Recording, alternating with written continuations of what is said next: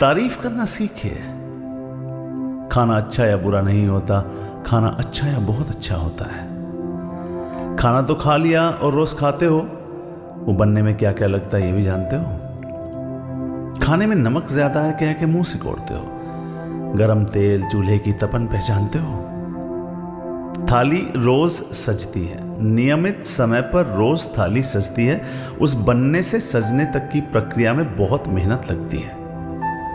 कमर की अकड़, सब्जी वाले को पकड़, उस आंच की तपन, वो कारीगर सी लगन, वो स्वाद लाने के हजारों जतन, बस खाके आपका खिल उठे मन, इस इच्छा से रोज थाली सजती है।